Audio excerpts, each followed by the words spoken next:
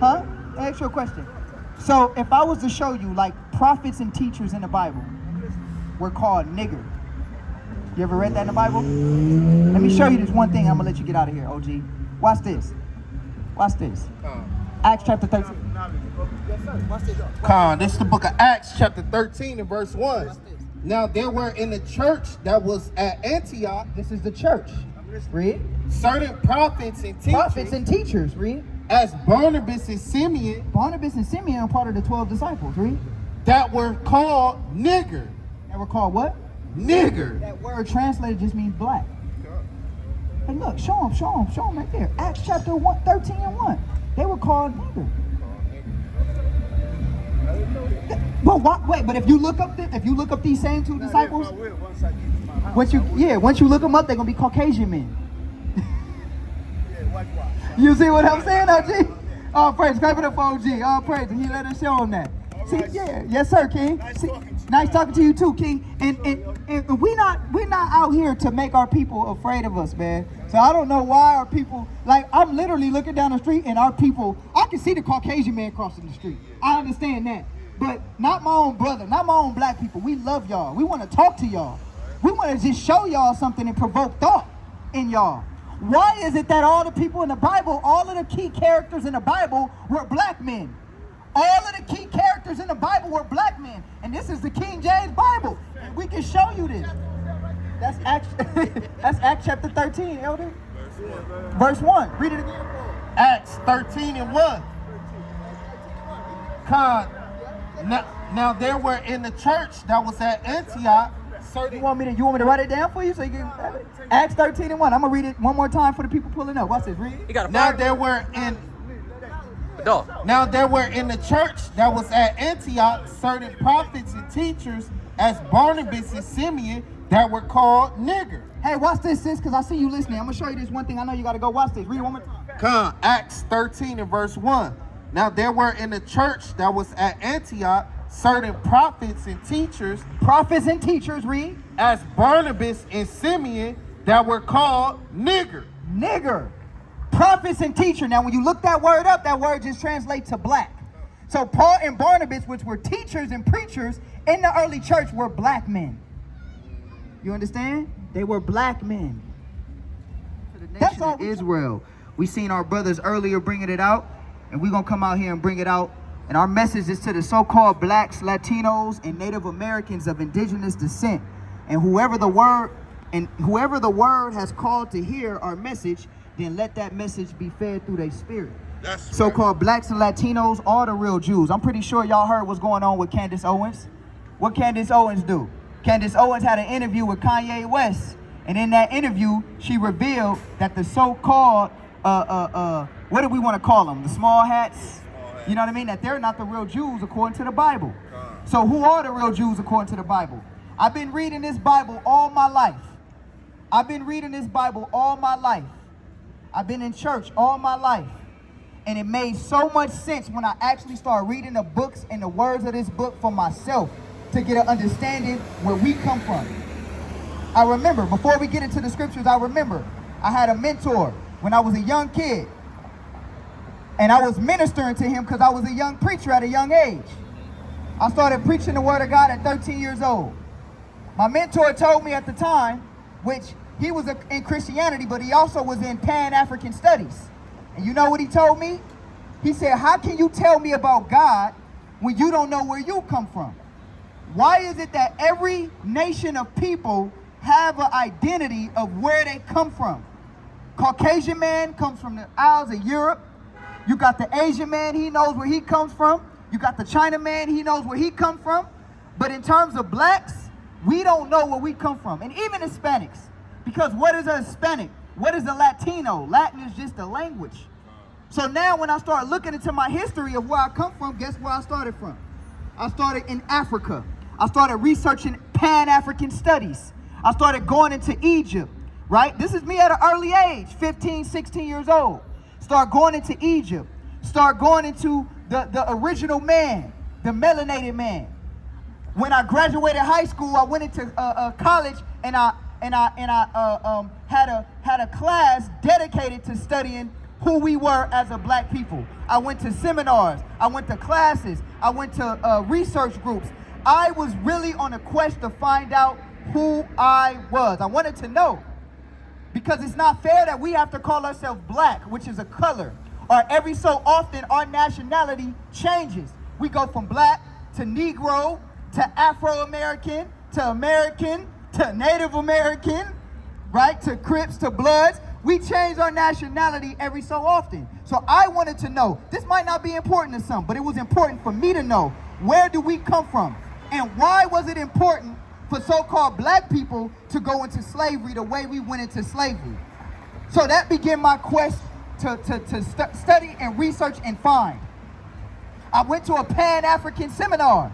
And at the end of that seminar, I went to the professor that was teaching that seminar, and I asked him a question. And I asked him, it was a powerful seminar about where we come from in the Isles of West Africa and how we got spread all over into the Americas from West Africa.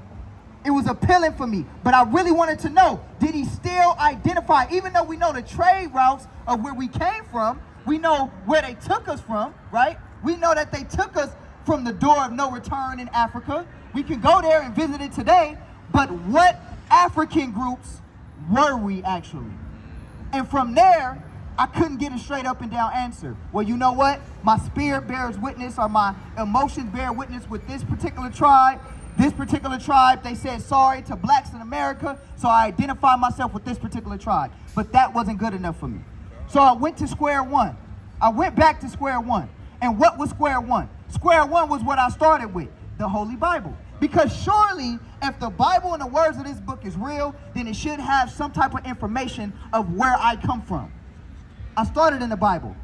I started reading Genesis chapter 10. What is all these names of so-and-so begot so-and-so? Get Genesis chapter 10. Why are these genealogies important in the Bible? Why, if race is not important, why is race found in the Bible? Why are patriarchal lineages found in the holy text? Let's read that. Let me show you. Get Genesis chapter 10, verse 1. Read. And this is questions that I will pose to pastors. I would pose these questions to pastors.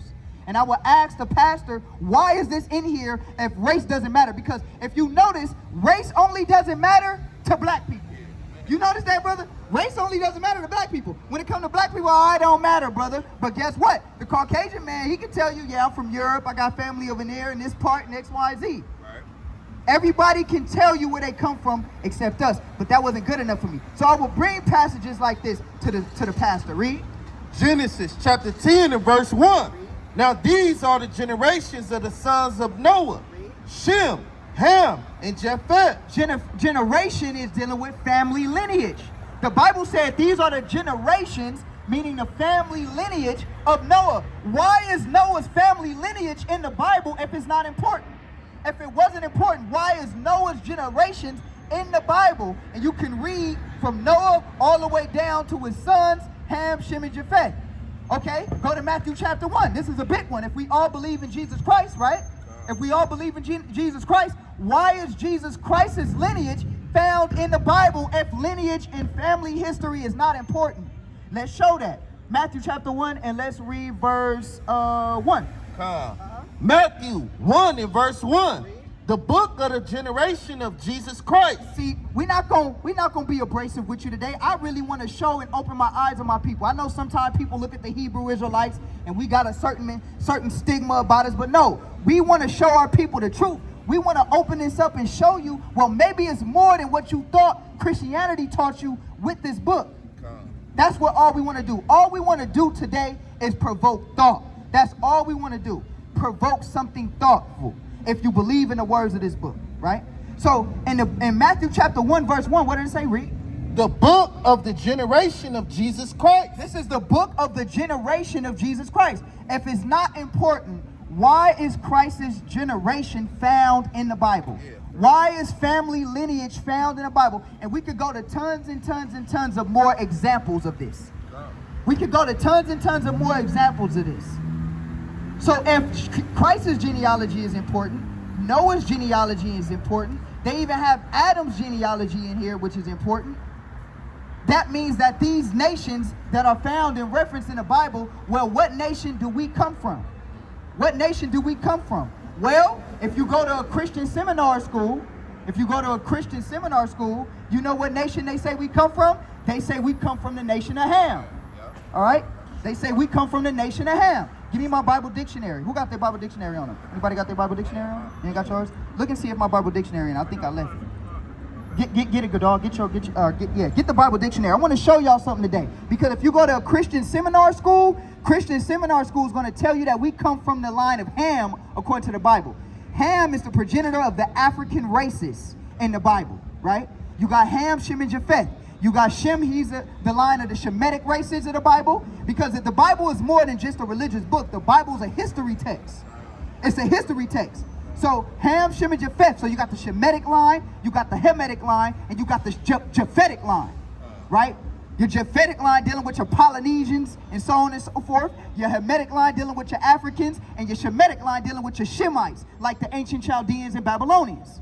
We can prove this. We can show you this in history. This is real stuff right here. But now, I find this interesting. Watch this, Black King. I find this interesting. Watch what's interesting about this, because who do they tell us we come from? They tell us we come from Africa. They say we're African, right? Well, look, give me the definition of Ham. How you guys doing? God bless you, God bless you, God bless you. We're just bringing out lineage in the Bible, all right? Watch this. Read that. This was interesting. Read. This is the definition of Read it with strength. Power. This is the definition of the word Ham. The descendants of the original Ham. In these passages, Ham is used. Read this. Let's get to the point. Ham. Where you at? Ham up here. This page. Yeah. Start right there. And read with power. Read from your diaphragm. Scream. Right here. The youngest son of Noah, born probably about 96 years before the flood, and one of the 8 persons to live through the flood. He became the progenitor of the dark races. So Ham, according to the if you go to any type of school of Christianity to learn, right? They're going to tell you that all black people come from Ham. They're going to tell you that all black people come from Ham. But if you do further research, you'll find out that all black people do not come from Ham. Watch this. Read. He became the progenitor of the dark races, not the Negro. But not the who? Not the Negro. So Ham did not become the progenitor of the so-called all dark races, only some of the dark races, but not the Negroes. So now the question is, where do the Negroes come from? Well, if you go to Google and search in Afro-Asiatic, right? If you search up Afro-Asiatic people, Afro-Asiatic goes and stems back to so-called black people. Well, Afro-Asiatic is a Semitic term. Semitic is a short word or a short term for Shem, or a half term for Shem, Shemitic. So give me the definition of Afro-Asiatic real quick. I want to show the black people something. I want to show you that we've been lied to, that they took this book from us, that they took our history from us. Your history can be found in the Bible, brothers and sisters. This is the fact. Get the definition of Afro-Asiatic, all right? We're going to break this all the way down because they lied to you. And we're going to break down the lies. And my job, whether you were here or whether you forbear, is to give you that knowledge, wisdom, and understanding. All right? So when you got that, bring that up. This is Afro-Asiatic, the definition, relating to or denoting a family of languages spoken in the Middle East and Northern Africa. The family is commonly divided into 5 groups: Semitic, Ometic, Berber, Cushitic, and Chadic. Ancient Egyptians also are members of this family. Go here. Go hit that one right there. Read that. Khan. Saying the same thing, King. Oh, saying the same thing? Okay. So when you look up Afro-Asiatic, but wait, Afro-Asiatic is a term that is applied to so-called African Americans in America. So now, that's all I need from that. So Afro-Asiatic is a term dealing with the Shemitic people, but it's also a term dealing with your ancient Egyptians as well, dealing with a certain language and dialect that different tribes of people spoke. Right? So now, when you understand that, wait, hold on. Afro-Asiatic, Shemitic people are a part of that Afro-Asiatic line. Well, hold on. Now it's going to start to make sense. But wait, there's more. The Bible said that the father of Ham, right, is the progenitor, or not the Bible, but scholars, Christian scholars say the father of Ham is the father of all the dark races. But wait, we got to get an understanding. All of the people of the book were dark. Give me Job 30 and 30. All of the people of the Bible. There's only one person in the Bible that lacked melanin. I'm going to prove this to you. Give me Job chapter 30, verse 30. I'm going to show you skin color in the text. Read that.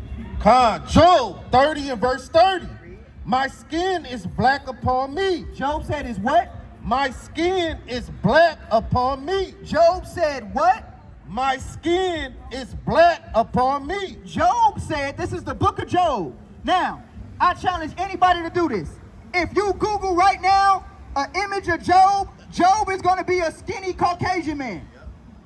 If you Google right now, Google search Job, Job is going to be a skinny Caucasian man.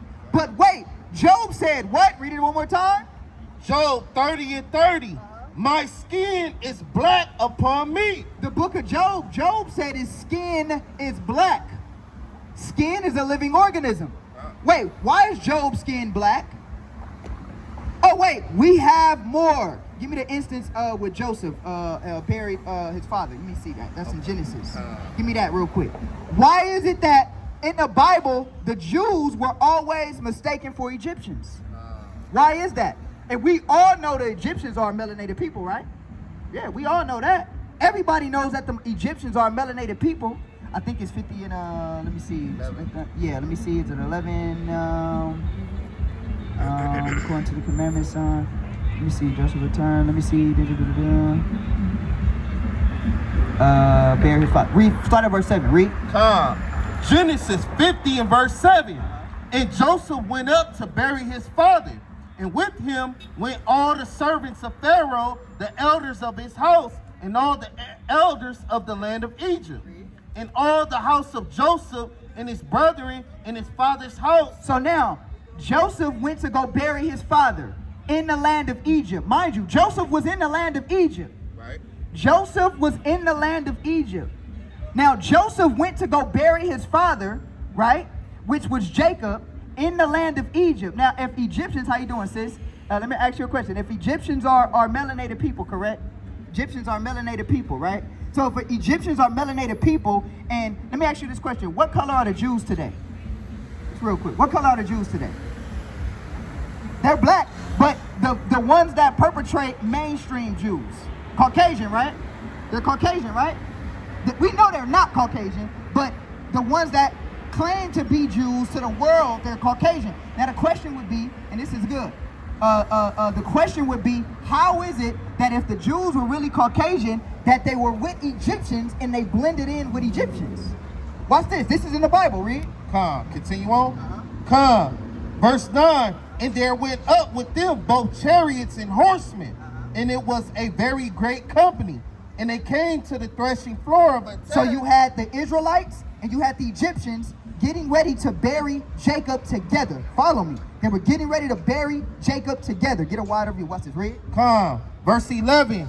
And when the inhabitants of the land, the Canaanites. And when the Canaanites, who are not Egyptians, when the Canaanites seen the Egyptians and the Israelites together, look at what the Canaanites said. Read. Saw the mourning in the floor of a tag, they said, this is a grievous mourning to the Egyptians. Wait, they said this is a mourning to the Egyptians. But if the Israelites were Caucasian, shouldn't they have said, wow, we see the Egyptians and the Israelites together? Because we see Caucasian men and black men together. But guess what the Canaanites said? This is a grievous mourning for the Egyptians. They called Israelites Egyptians because the Israelites look like Egyptians. This is in the book of Genesis, chapter 50. Oh, we got more. Go to Joseph, right? Go to Joseph. Oh, you got to bring it out. Read. This is Exodus chapter 2 and verse 17. Watch this. And the shepherds came and drove them away, but Moses stood up and helped them and watered their flock. So now Moses, right? We know the story of Moses. He was in the land of Egypt, right? So Moses, when he left the land of Egypt, he seen these men doing bad things to these local women. So he stood up to help them. And let's see what happened. Read. And when they came to Reuel, their father, he said, how is it that ye are come so soon today? And Raguel, which was the father of these particular individuals, was like, how did y'all come back so soon? Because he didn't know that Moses was responsible for helping them. And what did they say? Read. And they said, an Egyptian. They called Moses a what? An Egyptian. They called Moses a what? An Egyptian. They called Moses an Egyptian. They called Moses an Egyptian. Now, if Moses was a Caucasian man, would they have mistaken him as an Egyptian? You got, give me that one with Joseph real quick. He made it strange. Read this one real quick. Not that one. Read verse 29. It's the book of Genesis 42 and 29. And they came to Jacob their father unto the land of Canaan, and told him all that befell unto them, saying, let's read up a little bit. Read verse, let's read, let me get to the point. Let me see. Keep reading for me. Verse 30. The man who is the Lord of the land spake roughly to us, and took us for spies of the country. And when we said unto him, we are true men, and we are no spies, we be 12 brethren, sons of our father. One is not, and the youngest is this day with our father in the land of Canaan. I want when they first ran into him. Let me see. Oh, you know what? I think I'm missing this page. That's why. Yep. Hey, give me your scriptures real quick. Go to Genesis real quick. Yeah, it's in Genesis. Go to Genesis and that 40. What's that? That was 42. Exodus 42. I'm sorry. Get Exodus 42. Let's get it. Genesis 42. Get Genesis chapter 42. I want to get this. I want to show them what's going on in the Bible. Genesis chapter 42. Let's get it. And start at verse right here. 1. So Genesis chapter 42 and verse 1. Bring it out. Now when Jacob saw that there was corn in Egypt, Jacob said unto his sons, Why do ye look upon one another? And he said, Behold, I have heard that there is corn in Egypt. Get you down thither and buy for us from... So now Jacob was going to tell his sons to go to Egypt to bind corn. Read verse 6. Verse 6, and Joseph was the governor over the land. And Joseph was the governor over the land at the time in Egypt. Read. And he it was that sold to all the people of the land, and Joseph's brethren came and bowed themselves before him. Now Joseph's brethren did not recognize Joseph, but Joseph was in the land of Egypt. Surely if Joseph was a Caucasian man in a land full of black people, they would have recognized who Joseph was. And I don't want to get none of that where he had Egyptian clothes on, because if you see Eminem with hip-hop clothes on, you still gonna know he a Caucasian man. So they did not recognize Joseph in the land of Egypt. Watch this, read. And Joseph's brethren came and bowed down themselves before him with their faces to the earth. And Joseph saw his brethren, and he knew them, but made himself strange unto them. See, Joseph knew who his brothers were, but they didn't know who Joseph was because Joseph got older, and he also was a melanated man among other melanated people in Egypt. That's the only way that it can make sense for Moses to hide in the land of Egypt. How can Moses, how you doing, King? We got any flowers? Yeah, I thought we had some flyers. Yeah, it's in my bag. Get the brothers some flyers real quick. Not you, Kanayat. Get the brothers some flyers. You stay real quick. How you doing, King? We just showing melanated people in the scriptures. You know what I mean? You guys be doing this stuff down in San Diego? Yes, sir. Yes, sir. Yep, you already know. We trying to tell our people who they really are, but you already know who we are, huh? Yes, sir. You already know, King. That's our takeoff. Clap it up for the brother. All praise it. Yes, sir. All right, King. You stay blessed. You already know. Do y'all know who y'all are? You know who you are?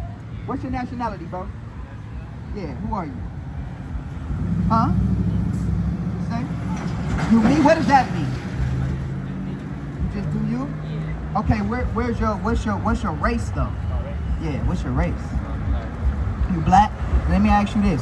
What is black? Yeah. What does it mean to be black? OG, no. What does it mean to be black? Because we call ourselves black, right? We black people. What does that even mean? That's a color, right? It's a color. That's not who you are. You know who you are? You're a part of the 12 tribes of Israel according to the Bible. That's right. And these people were melanated people, and they stole who we were, right? They stole who you were. You're a part of the chosen people in this book. You're part of the 12 tribes from the sons of Jacob, from the line of Jacob, and that's what we're teaching today. That's who you really are. And you really might not know the magnitude of the importance of that. But the magnitude and the importance of that is that you're supposed to be ruling this earth.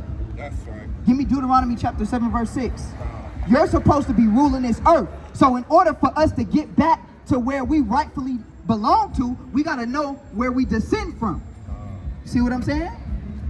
You got to know where you descend from. Who got it? Go ahead, read. This is Deuteronomy chapter 7 and verse 6. Check it out. For thou art an holy people unto the Lord thy God. The Lord thy God hath chosen thee to be a special people unto himself. So-called black people in America are chosen by God to be a special people above all people of the planet. How you doing, King? You know what I mean? Do you know about that history? Yeah, yes sir, yes sir, yes sir. We trying to teach our people who they are so we can get back to living righteous living. We can let go of the Cardi B's, we can let go of the Sexy Reds, we can let go of the Nicki Minaj's, we can let go of the twerk videos, we can let go of all of the gang banging and all of that, and we can get back to righteous living. But in order to get back to righteous living, we have to know who we are. You are a royal priesthood according to the Bible. That's right. That's who you are. How does that make you feel? It makes you feel special. Because you're supposed to feel special. See, in America, they don't teach us that we supposed to feel special. They teach us that our culture is supposed to be degrading. We have a degrading culture. But really, we are a special, holy people. Did you know the people in the Bible were black people? Did you know that? You didn't know that? You didn't know that? Let me show you some more. Let's get some more. Let me see. Give me the example of Moses real quick. Yeah, give me the example of Moses in Genesis. Yeah. Give me that. Yeah, Exodus 4. Yeah, you give me Exodus 4. You stay where you at. You finish reading that Deuteronomy 7:6. Read. The Lord thy God hath chosen thee to be a special people unto himself, above all people that are upon the face of the earth. And this might rub somebody the wrong way, but we are above all people. We're not equal. We're above all people. There's no equality in the Bible. This might shock y'all, but the Bible does not promote what is it? What's the opposite of segregation? Integration. Excuse me. The Bible does not promote integration. The Bible promotes segregation. And I can prove that to you in the Holy Scriptures. We can prove that to you in the Bible. We can prove that to you even with Christ. The Bible was never about bringing everybody into one race of people. Right. If that was the case, why did God make different races with different languages? Why did he do that? Matter of fact, give me that before we get, give me that Tower of Babel in Genesis. Yeah, give me that. We in the spirit already. Give me that in Genesis. You hold what you got. Why, if God wants everybody to be equal, all right, King, if God wants everybody to be equal and everybody to be one and everybody to be unified, why did God do this? You got it? 11? Yeah. Genesis 11 and verse 1. Watch what the Most High God did in the book of Genesis. Read. And the whole earth was of one language and of one speech. So the whole earth was of one language and of one speech. If the whole earth was of one language and one speech, what does that mean? That means that everybody was together and everybody was equal. So the whole world at this particular time was of one language and one speech. And what happened? Read. Come, want me to skip down, King? Yep. Come. Verse 6. And the Lord said, behold, the people is one. And God looked out upon the earth and God said, look it, all of the people are one. They're all together in unity. Right. And what happened? Read. And they have all one language. And they all spoke one language, right? If God wanted everybody to be together, why did this happen? Read. And this they began to do. And now nothing will be restrained from them, which they have imagined to do. Go to, let us go down and there confound their language. So God told his angels, let us go down and confound their languages, meaning to change their language so they could not all understand each other. Why would God divide the nations like he did if he wanted everybody to be equal? Because he never wanted everybody to be equal. That's not biblical. Watch this, read. That they may not understand one another's speech. So the Lord scattered them abroad from thence upon the face of all the earth. See, and the Most High God scattered all mankind all over the earth. He scattered all mankind all over the earth. But if God wanted everybody to be equal, why did he do that? He could have kept everybody equal. He could have, watch this, he could have fixed that problem He could have fixed that problem without scattering everybody to the four corners of the earth. Why would he scatter everybody to the four corners of the earth? Right? Is that all of that? That was it. Okay, get back to where you was at. All right, let's get back to that. That was in, what did I have you holding? Exodus 4. Yeah, get Exodus chapter 4. Let's bring out some more of this history. Yep, go ahead. Salakia. This is the book of Exodus chapter 4 and verse 6. And the Lord said furthermore unto him, put now thy hand into thy bosom.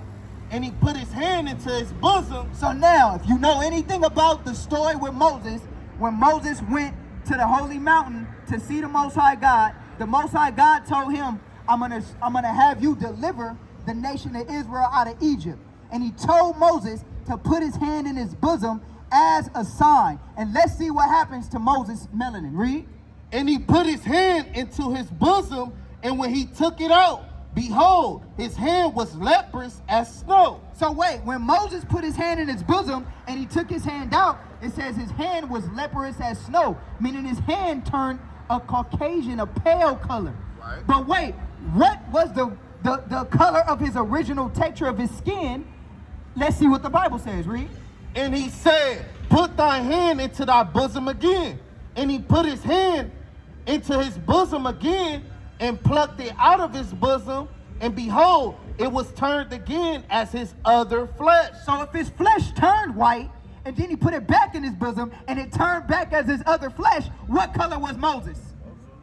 Moses was a melanated man. Yes. Moses had some melanin on him. Yeah. Moses had melanin on him. Yeah.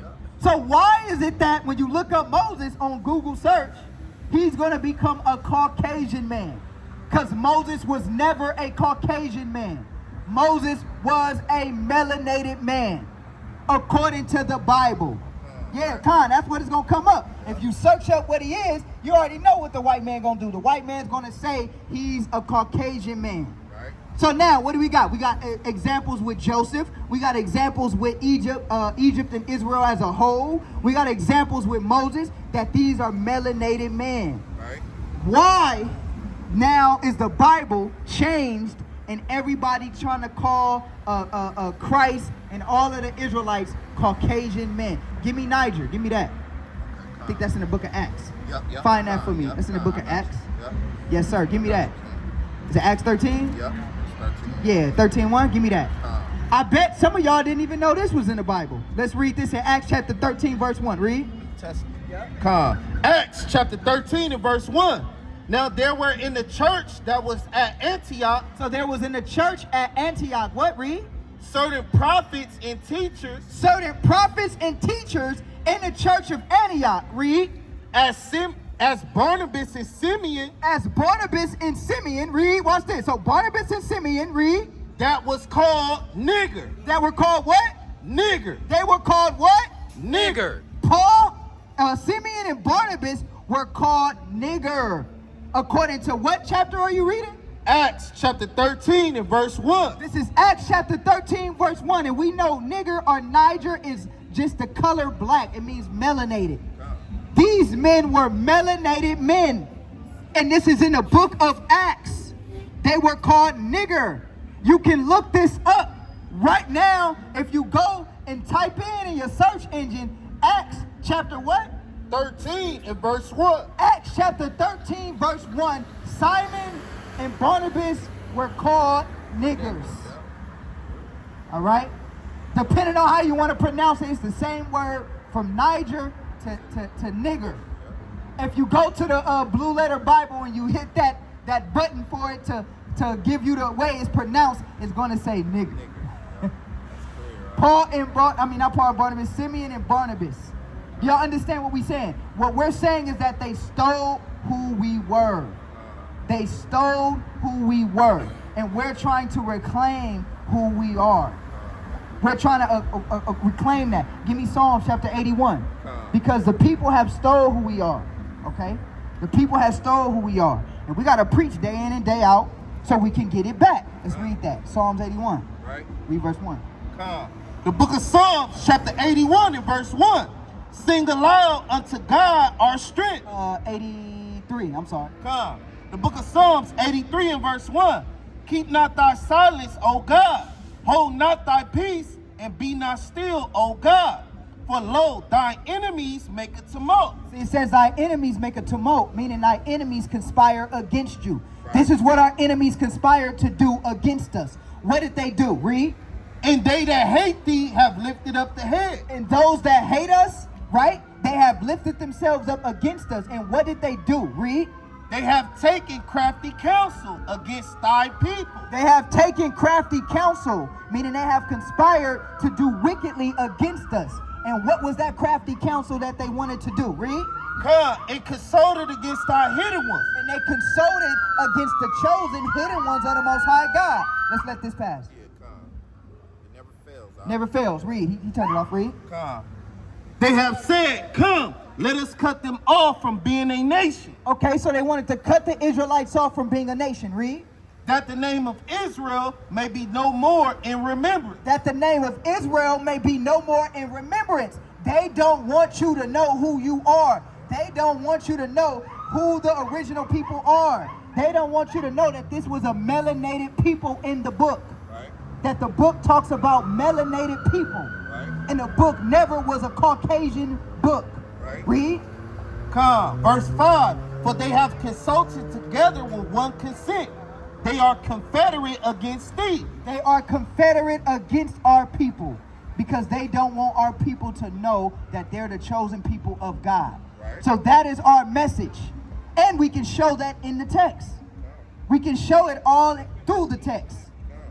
The biblical narratives prove, the prophecies prove who we are. We got to preach whether they hear or whether they were there. And we got to start to speak against this culture, black culture. I'm going to tell y'all right now, I hate everything to do with black culture. Everything to do with killing our people in ignorance. I hate it. I don't like BET because BET promotes black ignorance, not black excellence. There's no such thing as black excellence when you have our women shaking their asses on stages and performing in front of all these people and showing their body and degrading themselves. Right. And we're not saying it's all of us, but it's majority of our people that's taking a part of this culture and majority of what's being promoted amongst our people. So we got to take that culture and we got to eradicate it and we got to bring back another positive culture for our people. That is our mission, to bring back a positive culture for our brothers and sisters outside of what America has given us. You understand? Being back priest, a nation of priests, holy men, as the Bible say. Speaking in righteousness and justice. That's what we got to do. Speaking in chastity and charity for our people. And love and unity for our people. That is the message of the Hebrew Israelites. To come back from what they tried to do. Was that all of that? You got more? Read. Yeah. Salakia. The tabernacles of Edom and the Ishmaelites of Moab. So the Arabic man, the Caucasian man, the Chinese man, they all conspired against us. You understand? How you doing, sis? How you doing? Do you know who you are according to the Bible? Huh? Do you believe in the Bible? You believe in the Bible? You do? You go to church? You go to church a little bit? It's all right if you don't. I don't. Hey, I left the church years ago because they're not teaching truth. That's right. Real quick, I know you got to go. Do you know who you are in the Bible? Let me ask you this. If I was to show you in the Bible that the prophets of the Bible were called niggers, would you believe me? You believe me? Let me show you this. Watch this. Because nigger comes from the word Niger. Niger means black. I'm going to show you one thing and I'm going to let you go. Watch this. Read that in Acts 13. The book of Acts, chapter 13 and verse 1. Now there were in the church that was at Antioch. This was the church in Antioch. Read. Certain prophets. These are prophets. Holy men. Watch this. Read. And teachers. And teachers. Watch this, mama. As Barnabas and Simeon. Barnabas and Simeon, which were the 12. Watch this. That were called nigger. They were called what? Nigger. Can I show it to you? Go over there and show her. Go over there and show her. What word do you see right there? What word do you see right there? You see it? You know what that word means when you look it up in the Greek? That word means black. Barnabas and Simeon were black. But why? And they were the 12 apostles. But why is it when you go to church and you see, and they got pictures of Barnabas and Simeon, why they gonna be Caucasian when the Bible describes them as being black? Something to think about, huh? You see that? I shocked her mind today. It's not, you know how we always know when we ask you what color is Jesus, we already know, oh, he's black, right? He's a, huh? Everything is pushed Caucasian, huh? What? But hold on. The pastor never read Acts chapter 13. Let me ask you this before you go, because I know you got to go. I ain't even got to pull up the scripture because I know you know the story.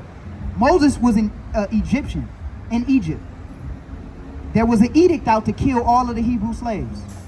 How is Moses hiding among Egyptians if he's Caucasian? How does that even make sense? You know the story about Joseph? How is Joseph, when his brothers went to go in Egypt, right? And they seen Joseph, they didn't recognize him in Egypt. If he was Caucasian, they would have been like, oh, that's Joseph. Among all these Africans. Something to think about, huh? It's true. There's a lot to think about, mama. Check that information out. Because that's all we want to do. We just want to bring awareness to our people. I know we get loud and we got a microphone, but we just want to bring awareness to our people. But that's crazy. So you know what you got to do? You got to go show your family Acts chapter 13. All right, mama. You have a blessed one. See, that's all we want to do. We want to show our people. Love you, sis. That's all we want to do. We want to show our people who they are in the Bible. That's it. So when I'm bringing all of this out, when I was a kid, this is shocking me.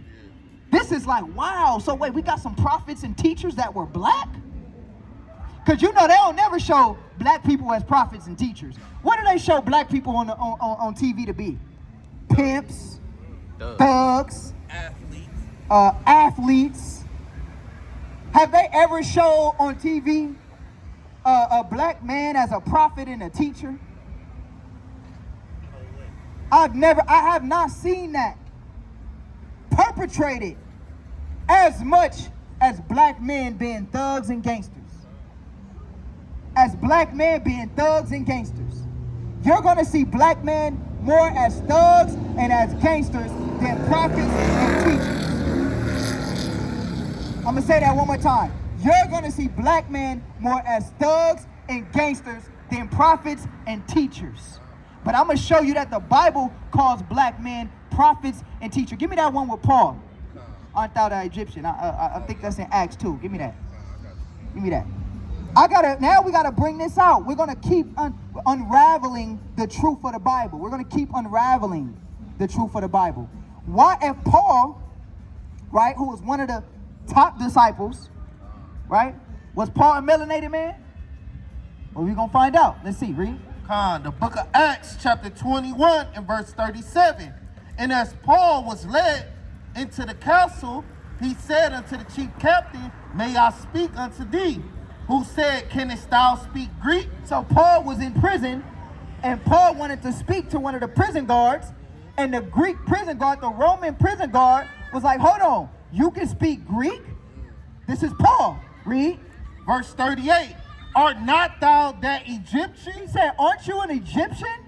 He called Paul an Egyptian. So now, what color are the Egyptians? Wait, if the Egyptians are melanated, how is Paul of Acts, Paul in the New Testament, confused as a melanated Egyptian? Read it one more time from the top. Verse 38.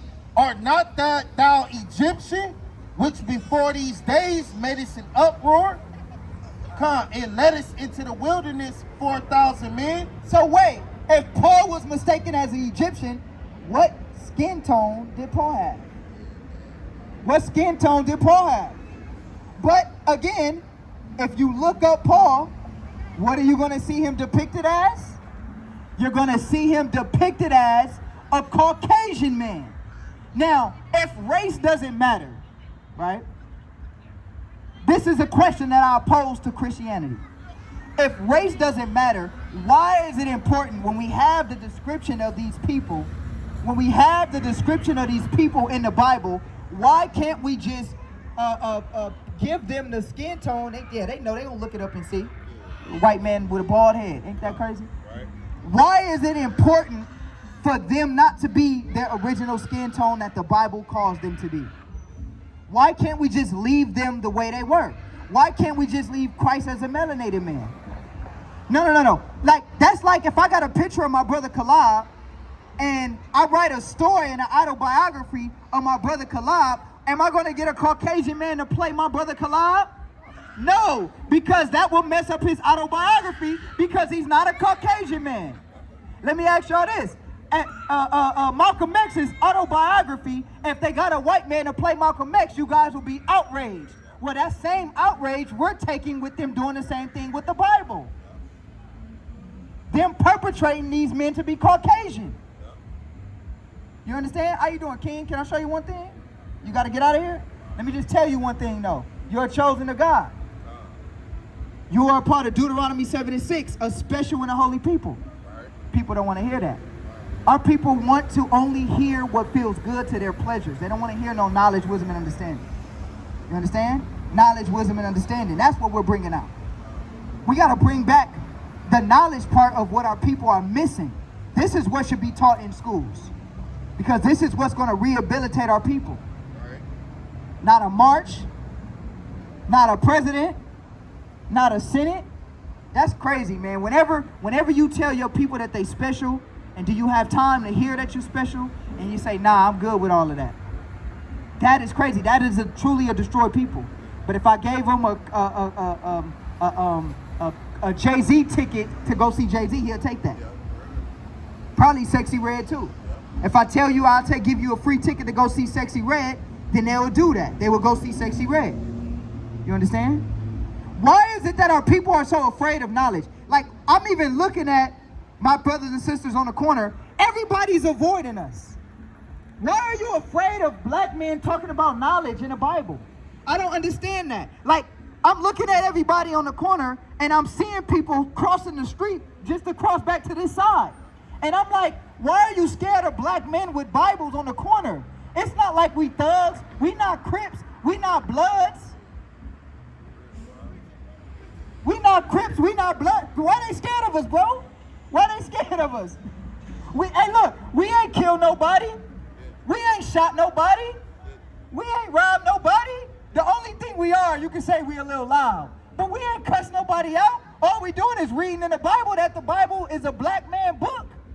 Why are people afraid of us? Why are you afraid of knowledge? Why? My beautiful sister, she came and talked to us. It was a good conversation. But why is our people scared of us? Look, I'm 5'4". I ain't nothing to be scared about. I'm 5'4", like a $130.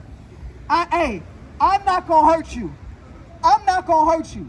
My job, furthermore, is not to hurt my people. But why is my people so afraid of knowledge? Why? Give me the wicked flee when no man pursues. Give me that. I'm going to show you why our people are afraid of knowledge.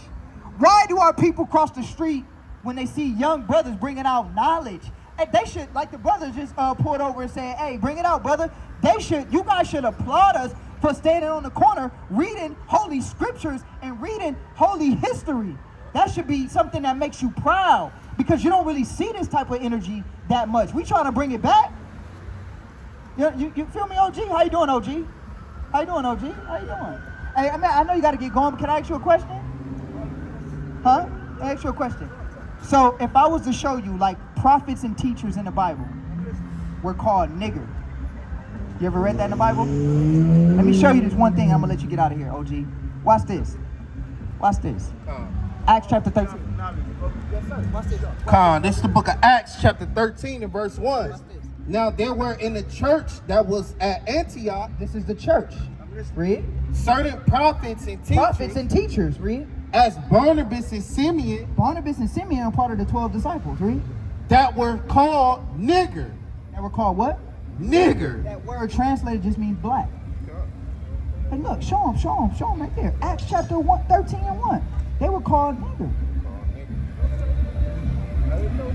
But what? Wait, but if you look up these same two disciples, once you look them up, they're gonna be Caucasian men. You see what I'm saying, OG?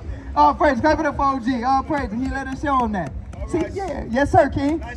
Nice talking to you too, King. And we're not out here to make our people afraid of us, man. So I don't know why our people, like, I'm literally looking down the street and our people, I can see the Caucasian man crossing the street. I understand that. But not my own brother, not my own black people. We love y'all. We want to talk to y'all. We want to just show y'all something and provoke thought in y'all. Why is it that all the people in the Bible, all of the key characters in the Bible were black men? All of the key characters in the Bible were black men. And this is the King James Bible. And we can show you this. That's Acts chapter 13, Elder. Verse 1. Read it again. Acts 13 and 1. Now there were in the church that was at Antioch certain... You want me to write it down for you so you can... Acts 13 and 1. I'm going to read it one more time for the people pulling up. Watch this. Read it. Now there were in the church that was at Antioch certain prophets and teachers as Barnabas and Simeon that were called Niger. Hey, watch this, sis, because I see you listening. I'm going to show you this one thing. I know you got to go watch this. Read it one more time. Acts 13 and verse 1. Now there were in the church that was at Antioch certain prophets and teachers. Prophets and teachers, read. As Barnabas and Simeon that were called Niger. Nigger. Prophets and teacher. Now when you look that word up, that word just translates to black. So Paul and Barnabas, which were teachers and preachers in the early church, were black men. You understand? They were black men. That's all we trying to do is show y'all that these people are melanated people. That's it. That's it. That's all. These people are melanated people. These people are your people. You understand? They're your people. And knowing this history enriches you. Knowing this history enriches you to understand how special you are when you realize who you are. We don't want our people to be afraid of us. Don't cross the street. Come talk to us. We just want to show you a couple Bible verses and you can get out of here. All we want to do is show you who you are according to the scriptures. Read that. The wicked flee when no man pursue. Yep. I got you, King. Pull that one out. Because this is why our own people, they hurry up and get out of here when we bring this knowledge out. You understand? Hey, listen. I'm 5'4", $130. I am not the scariest dude. But the reason why I'm saying this is because I see my black people, they walking across the street. It's like they scared to walk by us, bro. I'm like, what? I'm nothing to be afraid of. Why is our people afraid of us? Bringing out knowledge. Why is that? But now, if I was selling pork dinners right here, and I had some rap music and some women twerking right here, everybody will come pull up. It's not that they're afraid of me, they're afraid of knowledge. That's what it is. I have to call a spade a spade. My people are afraid of knowledge. You understand? Watch this, read. Proverbs 28 and verse 1. The wicked flee when no man pursue it. And I'm gonna tell you another thing that our people are afraid of. Because I used to be like that. We're afraid of our wickedness being called out. We don't want our wickedness to be called out. We want our wickedness only to be a pleasurable thing and a delight to us. We don't want to call out fornication. We don't want our fornication to be called out. We don't want over-sexualization to be called out. We don't want our own thoughts. I've had people tell me, don't tell me the truth. I don't want to be responsible for knowing it. I've had brothers tell me, don't tell me the truth. I don't want to be responsible for knowing it. Well, brother, you already responsible. The fact that you're saying you don't want to be responsible for it lets you know that you already know that you are responsible for it. So that past don't work. I don't want to hear that. I want to hear what makes me feel good. That's the only thing. That's why the scripture says the wicked flee when no man pursueth. We're not chasing after them. All right, Con. We ain't drawing down. We ain't got no burners or none of that. You understand? All we're trying to do is just show you a couple of Bible verses that prove who you are according to the Bible. That's it. That's it. That's all we want to do. Hey, OG, I know you got to go. I want to read one more for you because I know you was listening earlier. Let me show you this one. If I was to tell you, OG, real quick, it's going to be quick. If I was to tell you, OG, that the word nigger was in the Bible, would you believe me? You'll believe me? Now, I'm going to show you this. Get Acts chapter 13, verse 1. Acts chapter 13 and verse 1. Now there were in the church that was at Antioch. So this is the church at Antioch, the early church. Read. Certain prophets and teachers. Certain prophets and teachers. So these men were renowned.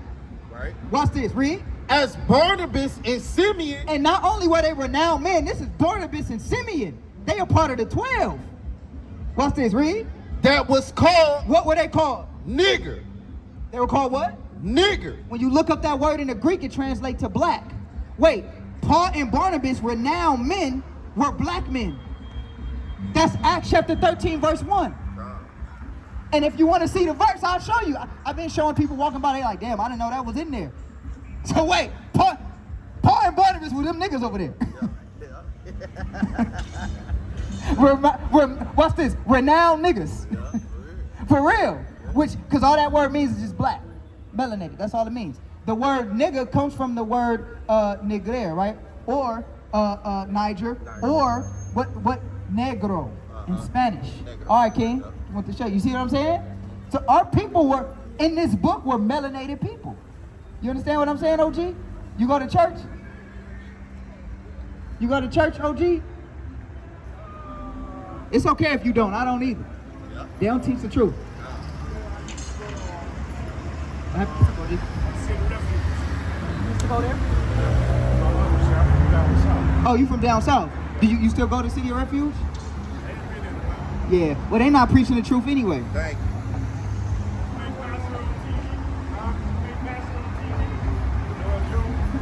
Yeah. Well, the reason why I say that, King, and this is not to like bash or anything. The reason why I say that they're not teaching the truth is because, for one, all of the apostles in the Christian church are Caucasian men. Let me ask you this, because somebody might say, well, skin color doesn't matter, right?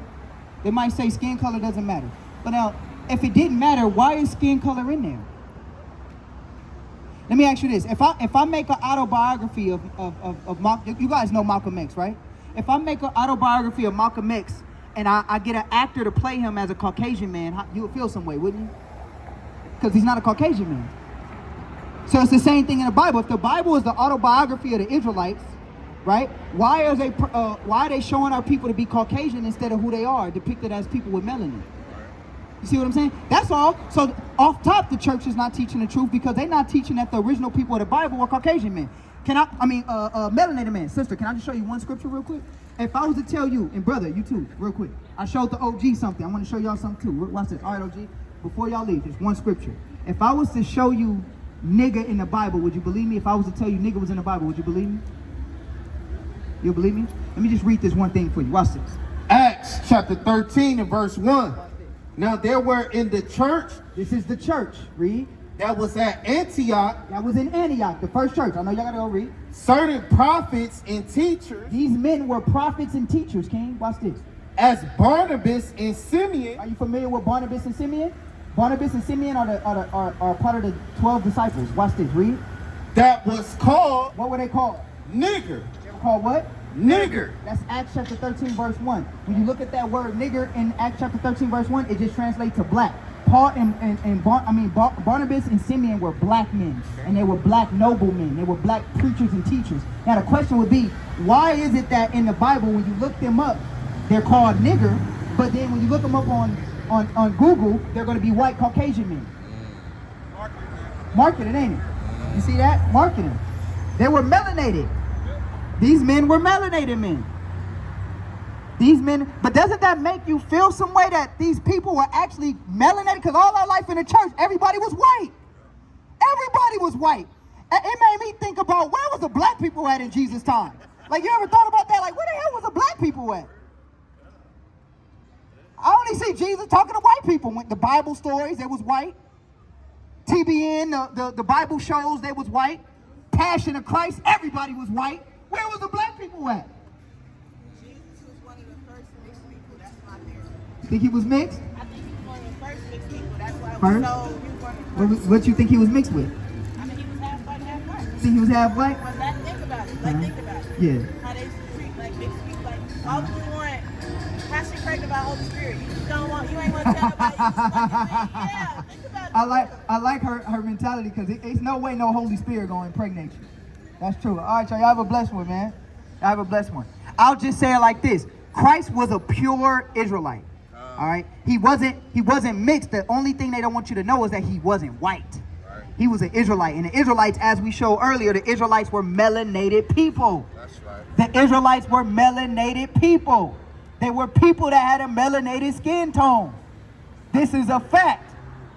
This is a fact. Give me Songs of Solomon. We got to get that one. Give me Songs of Solomon. Got to get that one. We got to get that one. You understand? Let's pull it out. You got it? You got it? Songs of Solomon, chapter 1 and verse 5. I am black. He's what? I am black. He's what?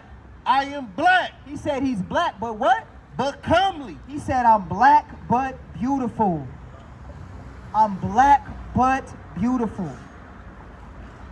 I am black but beautiful. This is in the Songs of Solomon. You understand? So if he was a melanated man and his father was King David, well, what was he? Had to be a melanated man.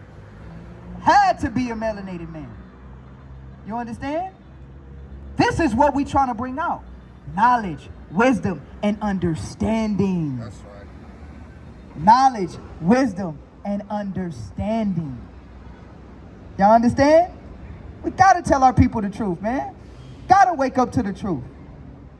Gotta come back to the holy ways of the Bible. Gotta come back to the law, statutes, and commandments of God. Because once you find out who you are, then you can stop where we're headed, and that's to destruction. Once you find out who you are, you can stop where we are headed as a melanated people, and that is destruction. Gotta come back. Gotta come back. That is the way that we're going to cleanse our ways. We got to get the lost sheep of the house of Israel. Give me that in the book of Matthew. Christ came for the lost sheep of the house of Israel. That's who he came for. And there's been a conspiracy among the people. Give me Romans. You give me Romans chapter 1. Let's read that. The book of Matthew 15 and 24. But he answered and said, I am not sent but unto the lost sheep of the house of Israel. See, Christ said he's not sent but unto the lost sheep of the house of Israel. Give me Romans. So who's the lost sheep of the house of Israel? Let me see. Let's see. Let me see. Romans. 9, right? Nah, not 9. Image of God into. Oh yeah, here it is right here. Give me Romans chapter 1 and read verse 18. All right, you're going to start at verse 18, but you read that one more time. Read. The book of Matthew 15 and verse 24. But he answered and said, I am not sent but unto the lost sheep of the house of Israel. We are only sent to the so-called black and Latino man. That's right. So-called black and Hispanic man. You are the tribes of Israel according to the Bible. We can show it to you biblically, with prophecy and historically. That's right. You understand? We can see that. We can see that the people of the book were melanated people. But wait, watch this. Read. This is Romans chapter 1 and verse 18. For the wrath of God is revealed from heaven against all ungodliness and unrighteousness of men, who hold the truth in unrighteousness. And they hold the truth in unrighteousness. How did the so-called Caucasian man hold the truth in unrighteousness? Because he's going to tell you about Barnabas and Simeon and Paul, but he's not going to tell you who they really are. He's going to tell you that he is them, that they're white, that they're white men. And if it didn't matter, why is it in the book? We've been standing out here for 2 hours bringing it out, showing you that the people of the book were melanated people, a black and brown group of people. Watch this, read. Because that which may be known of God is manifest in them. For God has showed it unto them, for the invisible things of him from the creation of the world are clearly seen. So we know God is real by the things that are seen. Let's read verse 24, yep. Verse 24. Read verse 22. 22. Professing themselves to be wise, they become fools, and change the glory of the uncorruptible God into an image made like to corruptible man, and to birds and four-footed beasts and creeping things. See that? The image of God is now turned into a corruptible man. Now we know that this is dealing with Israelites, but this is twofold. Because who is the Israelites' God in America today? Caesar Bo. Yep. Caesar Bo. Yeah. You know who the image of Jesus really is? Now this is for the shocker. Everybody can look this up. If you ignorant of this in 2024, you purposely ignorant of it. The image of Jesus Christ in America is Caesar Borgia. His name is Caesar Borgia. And he was a homosexual man, and his image was commissioned to be changed. They changed the original image of Christ, which was a melanated man, and they made the image of Caesar Borgia, that same white image with the blonde hair and blue eyes. They painted that image as Caesar Borgia, son of Pope Alexander the what? Sixth? Yep. Son of Pope Alexander the Sixth. This is a fact. Look it up. The image that you have in your churches and your Catholic churches and your Christian churches is not the real image of Christ. It's the image of a homosexual man in the Middle Ages. Caesar Borgia. Look it up. If you think I'm lying, take out your smartphone. Take out your smartphone and type in Caesar Borgia. And you'll see that blue-eyed, blonde-haired man, which Christ does not have blue eyes and blonde hair. Christ has eyes of fire and hair of wool. This is a fact. This is a fact. So the Jesus Christ that you're worshiping is not the Jesus of the book. Let's read that. We'll bring it out. We'll bring that out in Revelations. Right? The book of Revelations, chapter 1 and verse 1. The revelation of Jesus Christ, which God gave unto him to show unto his servants things which must shortly come to pass. This is the revelation, meaning the revealing. Right. The revealing of Jesus Christ. Right. Well, what is the revealing about him? Read. Verse 13. And in the midst of the 7 candlesticks, one like unto the Son of Man. Uh-oh. Who's the Son of Man? Christ. Right. In the midst of the candlesticks, Christ. Read. Clothed with a garment down to the foot. He had a glorious garment on down to the foot. Read. And girt about the paps with a golden girdle. And he had a golden belt on. Read. His head and his hairs were white like wool. His hair and his head were white like wool. It was white in the texture of wool. His hair was white in the texture of wool. But when you look in church, what is his hair? Stringy and long. Stringy and thin. And blonde. But Christ's hair depicted in the book of Revelations is white and like the texture of wool. Read. As white as snow. And his eyes were as a flame of fire. And was his eyes as the blue ocean?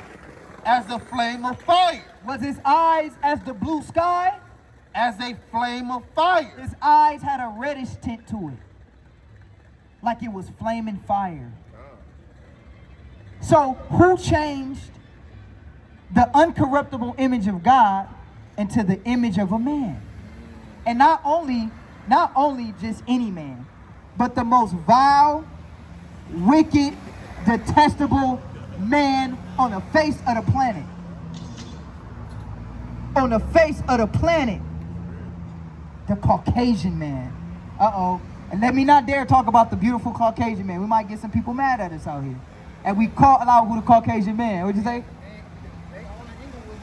Oh, yeah.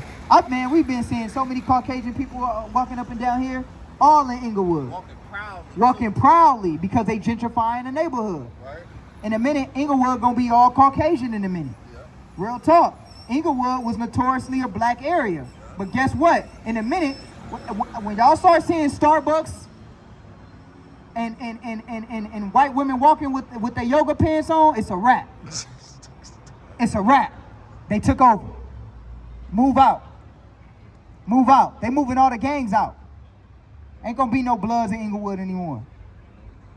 You're gonna be hard pressed to find a Blood in Inglewood. You're gonna be banging Inglewood in the valley, in the desert. Because they're pushing our people out. They're pushing our people further and further out of our own areas. And we're letting them do it. We're letting them do it. See? But we gotta speak against it. That's all we doing. But it's inevitable because really, technically, they can let them have this, man. We want what's rightfully ours, which is the Bible. That's right. We want the knowledge, wisdom, and understanding that come with the scriptures. That's what we want. We want the truth of these people in the Bible that really are black men and black women. Latino man, Hispanic man, that we are actually brothers according to the Bible. Not everybody though. What's up with you, brother? I see you. Not everybody though. Only black and brown people. Once we come together and we unify under the law, statutes, and commandments of God, there is no stopping us. There is no stopping us. But we gotta break down the strongholds. We gotta break down those strongholds. We gotta break down the spiritual crack. Well, we gotta break down real crack and drugs. And then after we break down the real crack and the real drugs and alcoholism and drug abuse, then we got to go to the spiritual crack house. The spiritual crack house, which is the Christian church. Then we got to get y'all out of there. Because the Christianity that you are keeping in America is not the real Christianity. Because I'm going to tell you this. The Christianity that you are keeping in America is actually involved in pagan sun worship. If you keep Christmas, newsflash, according to the Bible, Christmas is a detestable holiday. I'm going to show you. Give me Jeremiah chapter 10. They might not believe me. Christmas is in the Bible. But Christmas is in the Bible as a sin. I'm going to say it one more time. Christmas is in the Bible. But Christmas is in the Bible as a sin. Do you know the word Christmas actually means Christ Mass? Christ Mass. Do you know Mass means death in Latin? Christ Mass. Christmas. I thought it was about his birth, but really you celebrating him being dead. And we know he's not dead. We know he raised from the dead. How many of y'all knew that? What's up with you, King? You celebrate Christmas? Y'all celebrate Christmas? Yeah. Celebrate Christmas? Y'all do? Okay, let me ask you a question real quick. I know y'all gotta go. Just one question, and then I'm gonna let y'all go. If I could show you real quick, it's gonna take like 2 seconds. It ain't even gonna take that long. If I could show you Christmas in the Bible as something we shouldn't do, would you stop doing it? Well, Just a quick question. that's a very good question, but I'm not sure. I mean, he's in Earth, so I got to Okay, I'm gonna just read this for you in Jeremiah chapter 10. Let's read that. Jeremiah 10:1. Hear ye the words which the Lord speaketh unto you, O house of Israel. Thus saith the Lord, learn not the way of the heathen. They have to get up out of there because they ain't trying to get them strongholds broken down. You understand? How you doing, mama? How you doing, mama? How you doing? How you doing? Can I ask you one question real quick? One question. I know you waiting. Do you celebrate Christmas? If I was to show you that in the Bible talks about Christmas being a bad holiday, oh, you know it's pagan. Oh, so why do you still keep it? You celebrate. Okay, look, this is just something to think about. If you know it's pagan, but you celebrate Christ on that day, you celebrating Christ on a pagan day? So what do we got to do? Doesn't Christ call us out of paganism? What you think? Christ called us out of paganism, right? Let me ask you this, mama. You believe in the Bible? Okay, let's read this for you real quick. Yeah, I'm going to read this for you. Read. Jeremiah chapter 10:1. Hear ye the word which the Lord speaketh unto you, O house of Israel. Thus saith the Lord, learn not the way of the heathen. So the Bible says, learn not the way of the heathen. Let's see what the customs are. Read. Come, for the customs of the people are vain. For one cutteth out a tree out of the forest, the work of the hands of the workman with an axe. You see that? What we doing? We cutting Christmas trees and we putting them in our house. But the Bible says we're not supposed to do that. How you doing, mama? You guys celebrate Christmas? If I was to show you that the customs of Christmas are pagan in the Bible, would you stop celebrating it?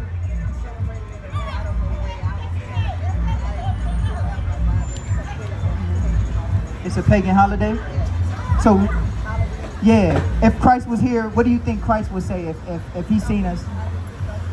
Yeah, there you go, mama. Clap it up for her. She know already. They know. We got to come out of this. We got to come out of her. See what I'm saying, mama? We got to come out of there. If Christmas is paganism, that means the church got to do some repenting. Yeah, but you know, you're right. But you know what the Bible says about the pastor that scatters his sheep? Woe unto them. So the church got some repenting to do. Because I was raised in the church, and they told me Christmas was okay to do. They told me Christmas was okay to keep in the church. We had Secret Santa Day. Secret Santa Day in church. You put the milk and cookie out in church. Yeah, for Santa. Yeah. We had, look, in my church, we had Santa Claus image. This was back in the day. This was before now the knowledge is out. So now church is trying to change it now. They're trying to make it change. Yeah. Huh? Who? I was. I was, mama. You absolutely right. But when I became a man and I found out we wasn't supposed to do it, I stopped. Huh? There you go. We put away Christmas. You know what I mean? Did you know Christmas was a sin in the Bible? You knew that? Yeah, so what is the Christian church doing? The Christian church is teaching that we're supposed to celebrate Christmas. We got to come out of pagan tradition. Lost this. Read that one more time. Jeremiah chapter 10 and verse 3. For the customs of the people are vain. See, the customs of the people, the practices of the people are vain, meaning they're worthless. They're worthless. Read. For one cutteth out a tree out of the forest. One cuts a tree out of the forest. Read. The work of the hands of the workmen with the Put axe. it in their house. They deck it with silver and gold and the Christmas lights. And guess what? They put them, like Mama said, they put them presents under there. And when you go down to get those presents, you bow down to that Christmas tree. You bow down to that Christmas tree. Christmas is an actual pagan tradition that can be rooted in Babylonian customs with Tammuz and Semiramis. And Semiramis, her son died. And when her son died, Nimrod, she had another son named Tammuz. And they said Nimrod's spirit went into the trees. And when Nimrod's spirit went into the trees, they also said Nimrod, because Nimrod was actually, his son Tammuz was supposed to be his regeneration.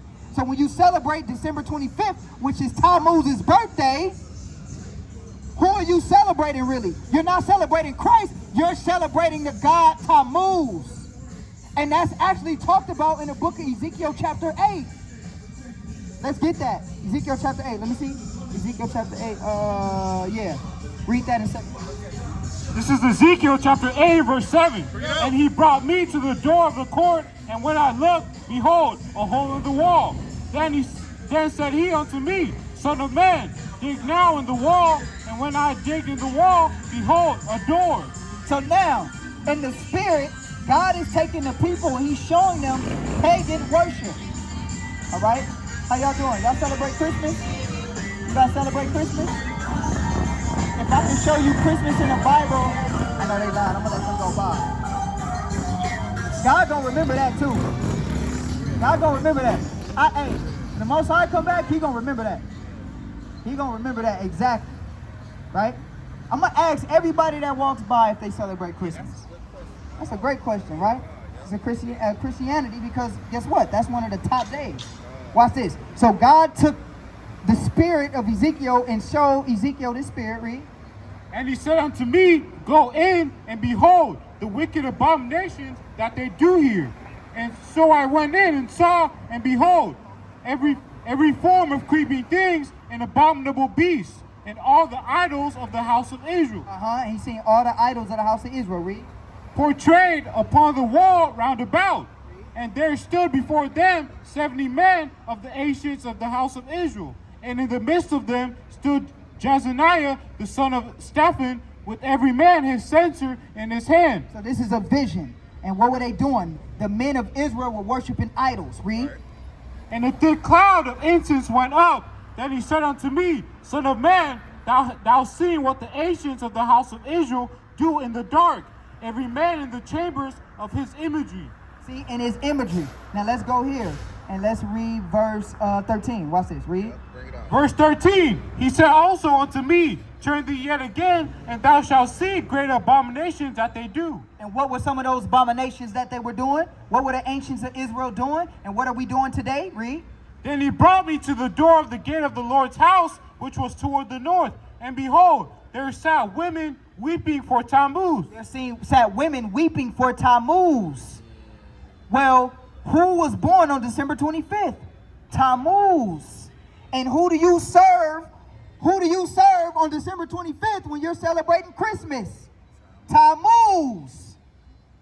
That is the ancient god that you're celebrating. That is who you're worshiping.